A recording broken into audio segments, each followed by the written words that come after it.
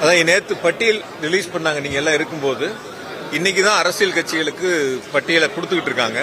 அதனால இப்பவுமே முழுசா இன்னும் 10 தொகுதிகளுக்கான பட்டியல் கொடுக்கல, 8 தான் கொடுத்துருக்காங்க. இந்த பட்டியலை பார்த்த பிறகுதான் தெரியும் யார் யார் வாக்காளர் பட்டியலில் விடுபட்டு இருக்கு. ஒரு கால் தகுதியான வாக்காளர் விடுபட்டிருக்கா அல்லது தகுதியற்றவங்க யாரும் சேர்ந்திருக்காங்களா அப்படிங்கறத பட்டியலை பார்த்த பிறகுதான் அது சம்பந்தமான கருத்துக்களை சொல்ல முடியும். பட்டியல் இப்பொழுது பிரித்து நாங்கள் அந்தந்த BLA 2 கொடுத்து அது சம்பந்தமான ஆய்வு அதை ஆராய்ந்து பார்க்க போறோம். பார்த்த பிறகு முடிவு பண்ணலாம். என்ன பொறுத்த வரைக்கும் அது எப்படி இருக்கும்னு நான் நினைக்கிறேன் அப்படின்னு கேட்டீங்கன்னா, ஒரு இடத்துல குடியிருந்தவங்க இடம் மாறி இருக்கலாம், முகவரி மாற்றம் சம்பந்தப்பட்டவங்க இருக்கலாம், இறந்த வாக்காளர்கள் இருக்கலாம். அது மாதிரி இருக்கக்கூடியவங்க அதிகமா அந்த பட்டியலில் இடம்பெறாம இப்ப நீக்கி இருக்கலாம். அதையும் இப்ப பார்த்தோம்னா தெரிஞ்சிடும்.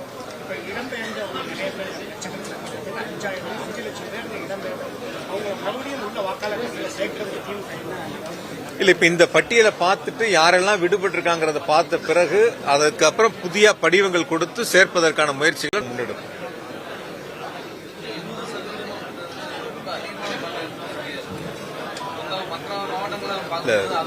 கோவை மாவட்டத்தினுடைய பத்திரிகையாளர்களுக்கு ஒரு வேண்டுகோள்.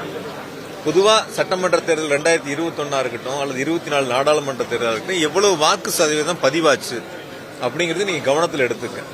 இப்ப எவ்வளவு பதிவாயிருந்தா ஏன் மீதி இருக்கக்கூடிய வாக்கு சதவீதம் பதிவாகல? இப்ப 80% ஆயிருக்குன்னா 20 ஏன் ஆகல, 75 தான் ஆயிருக்குன்னா 25 ஏன் ஆகல அப்படிங்கறத பார்த்தோம்னாலே அதுல இறந்த வாக்காளர் இருக்காங்களா அல்லது முகவரி மாற்றவங்க இருக்காங்களா, ஒரு இடத்துல குடியிருந்துட்டு இன்னொரு இடத்துல போய் அந்த இடத்துல வாக்காளர் பட்டியலை சேர்த்திருக்கும் போது இங்க ஓட்டு போட வரமாட்டாங்க. அதனால பதிவு சதவீதம் குறைவதற்கான வாய்ப்புகள் இருக்கு. அதனால இப்ப இந்த பட்டியலை பார்த்தோம்னா முழுசா தெரியும் எந்த அளவுக்குங்கிறது.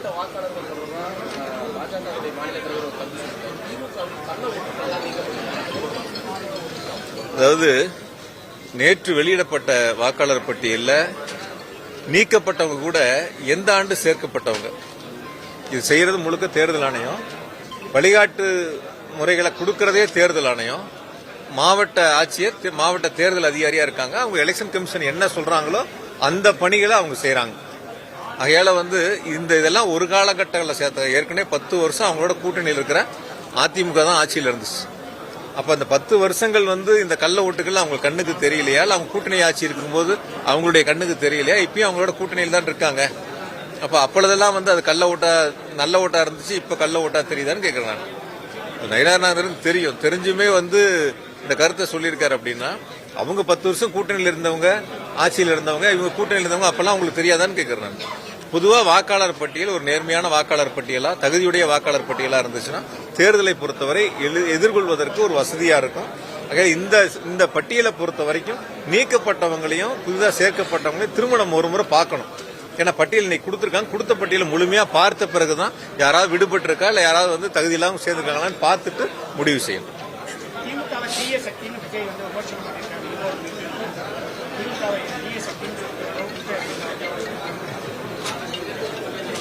அதாவது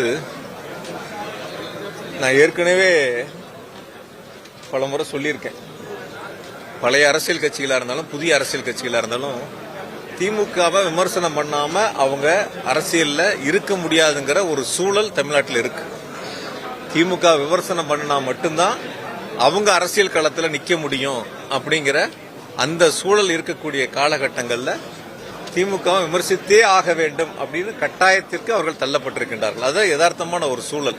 எந்த கட்சியா இருக்கட்டும், நேரடியாக பிஜேபியா இருக்கட்டும், அதிமுகவா இருக்கட்டும், இல்ல புதிய கட்சிகளா இருக்கட்டும், யார் எடுத்தாலும் அவங்க சொல்ற ஒரே கருத்து திமுக திமுக திமுக. ஆக மக்களிடத்தில் ஒரு வலுவான இயக்கமாக, ஒரு நல்ல அரசு நடத்தக்கூடிய ஒரு சிறப்புமிக்க முதலமைச்சராக, இந்தியாவிற்கு வழிகாட்டக்கூடிய ஒரு முதலமைச்சராக மாண்பு தளபதி அவர்கள் நல்ல ஆட்சியை கொடுத்துக்கிட்டு இருக்காங்க. அதனால யாருடைய விமர்சனங்களை பத்தி நாங்க காது கொடுத்து கேட்க வேண்டிய அவசியம் இல்லை.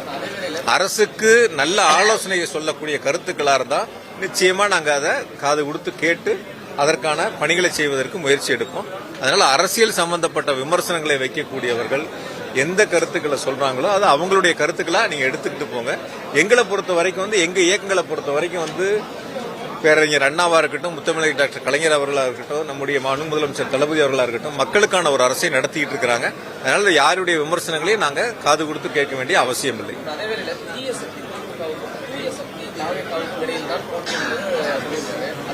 எல்லாரும் அப்படித்தானே சார் சொல்றாங்க. அதிமுக கேட்டீங்கன்னா எங்களுக்கும் திமுகவுக்கும் தான் போட்டிங்கிறாங்க. புதுசா வந்தவங்களை கேட்டீங்கன்னா எங்களுக்கு திமுகவுக்கும் தான் போட்டிங்கிறாங்க. இந்த கட்சிகள் யார் எடுத்தீங்கன்னாலும் அவங்க அந்த கருத்துக்களை தானே சொல்றாங்க. அதனால மக்களிடத்தில் இருக்கக்கூடிய இன்னும் நான் சொல்றேங்களா, மக்களிடத்தில் இருக்கக்கூடிய ஒரு முழுமையான மக்களுடைய ஆதரவை பெற்ற ஒரு இயக்கமாக திராவிட முன்னேற்ற கழகத்தை மாண்பு முதலமைச்சர் தளபதி அவர்கள் வளர்த்திருக்கிறார். அந்த அளவுக்கு அடித்தட்டு மக்கள் வரைக்கும் இயக்கத்தினுடைய அரசினுடைய திட்டங்களை கொண்டு சேர்ந்து இயக்கத்தை வலுப்படுத்தி இருக்கின்றார். நிச்சயமாக இந்த தேர்தலை பொறுத்த வரைக்கும் கோயம்புத்தூர் மாவட்டத்தில் நீங்க பொறுத்திருந்து பாருங்க, 2026 தேர்தல் முடிவுகள் திராவிட முன்னேற்ற கழகம் தலைமையிலான கூட்டணி ஒரு மகத்தான வெற்றி பெறும். எங்களுக்கு போட்டியா? நாங்க யாரையும் போட்டியாளராகவே பார்க்கலையே. நாங்க மக்களோட இருக்கிறோம். மக்கள் இயக்கமா தலைவர் நடத்திட்டு இருக்காங்க. மக்களுக்கான திட்டங்களை கொண்டு போய் சேர்க்கிறாங்க. நான் யாரையும் குறைச்சு மதிப்பிடல. எங்களை பொறுத்த வரைக்கும் நாங்க வெற்றி பெற வேண்டும், மக்களுக்கான திட்டங்களை கொண்டு சேர்க்க வேண்டும் முனைப்போடு இருக்கும். அதனால யாரையும் நான் குறைச்சும் மதிப்பிடல, யாரையும் நான் குறைவாகவும் சொல்லல. அதனால எங்களுக்கான பலம் தேர்தல் களத்துல பணியாற்றிட்டு இருக்கோம். இப்ப இயக்கத்தினுடைய பணிகளை செஞ்சுட்டு இருக்கோம். ஒரு பக்கம் அரசனுடைய பணிகள் நடந்துட்டு இருக்கு. ஏன்னா அது என்கிட்ட கேக்குறீங்க? அதெல்லாம் முதலமைச்சர்கள் அறிவிப்பாங்க. அது மாதிரி இருக்கிறதெல்லாம் கொள்கை ரீதியானதெல்லாம் முதலமைச்சர்கள் அறிவிப்பாங்க. அதனால முதலமைச்சர் அறிவிப்புக்கு பிறகு நான் உங்ககிட்ட பேசுறேன். அன்னைக்கு 2-3 நாள் பார்த்தேன், சோசியல் மீடியாலையும் போயிட்டு இருந்து. இப்ப நீங்களும் கேக்குறீங்க. சோசியல் மீடியா பார்த்தா நானே தெரிஞ்சுக்கிட்டேன். சோசியல் மீடியா பார்த்த பிறகுதான் நானே தெரிஞ்சுக்கிட்டேன். எனக்கு நல்லா தான் இருக்கு கரூர் தொகுதி. தொடர்ந்து என்ன ஜெயிக்க வச்சுட்டு இருக்காங்க. இல்ல, தொடர்ந்து என்ன கரூர் மக்கள் ஜெயிக்க வச்சுக்கிட்டு தான் இருக்காங்க. 5 தேர்தலில் நின்று 5லையும் ஜெயிச்சிருக்கிறேன். அதனால சோசியல் மீடியாலையும் நீங்களும் தான் அந்த கருத்துக்களை கேட்கறீங்க. நல்ல தொகுதி, நல்ல மக்கள் என்னை அன்பா பாசமா வச்சிருக்காங்க. இன்னும் என் மேல நம்பிக்கை வச்சு தொடர்ந்து ஆதரவு கொடுத்திருக்காங்க. கரூர் எனக்கு நல்லா தான் இருக்கு. அதனால உங்களுக்கு அப்படிப்பட்ட சந்தேகம் தேவையில்லை. சமூக வலைத்தளங்கள்ல யாரோ ஒருத்தர் பேசுறத ஒரு பொருட்டா நம்ம எடுத்துக்க வேண்டியதில்லை. அதனால இங்க கோவையை பொறுத்தவரை எங்களுடைய இலக்கு, தலைவர் எங்க எல்லாத்துக்கும் இருக்கிற கட்டளை 10 தொகுதிகளில் நம்ம ஜெயிக்கணும், அதுக்கான களப்பணியை ஆட்டணும் அப்படிங்கறத நாங்க எல்லாரும் மாவட்ட செயலர் நிர்வாகிகள் சேர்ந்து அந்த பணிகளை பார்க்கறோம். நிச்சயமா பொறுத்திருந்து பாருங்க, நல்லது நடக்கும். எதுக்கு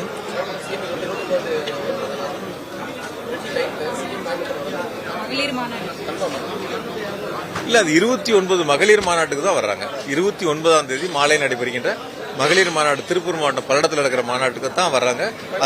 அதுல கலந்துகிட்டு இங்கே எதுவும் நிகழ்ச்சி இல்லை, இங்கே எதுவும் இல்லை. அது ஒன்லி இயக்கம் சார்ந்த நிகழ்ச்சி, அதுல மட்டும் கலந்துக்கிறாங்க.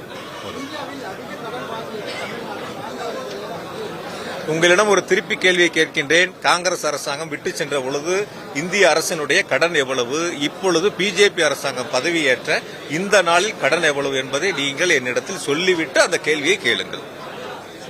பிஜேபி அரசாங்கம் வாங்கின கடன் எவ்வளவு, இந்த 10-11 வருஷத்துல பிஜேபி அரசாங்கம் வாங்கின கடன் எவ்வளவு கூடி இருக்கு அப்படிங்கறது நீங்க அதை எடுத்து பார்த்துட்டு இந்த கேள்வியை எங்களிடம் கேளுங்க. நன்றி. இப்போ இளைஞரணி மாநாட்டை பொறுத்தவரை எங்களுடைய துணை முதலமைச்சர் அவர்கள் மிக பிரம்மாண்டமாக ஒரு எழுச்சி மிக மாநாடாக திருவண்ணாமலையில் மிக எழுச்சியோடு நடைபெற்ற மாநாடு முடிந்திருக்கின்றன. அடுத்த மாநாடு எங்க என்பதை எங்களுடைய இளைஞரணி செயலர்கள் அறிவிப்பாங்க. ஏன்னா இப்ப எங்களுக்கு மகளிரணி மாநாடு நடத்துவதற்கான அந்த வாய்ப்பை தலைவர் கொடுத்திருக்காங்க. இளைஞரணி மாநாடு அறிவிப்பு வந்த பிறகுதான் எங்களுக்கு தெரியும் யார் எங்க நடத்துறாங்க, எந்த பகுதியில் நடத்துறாங்க.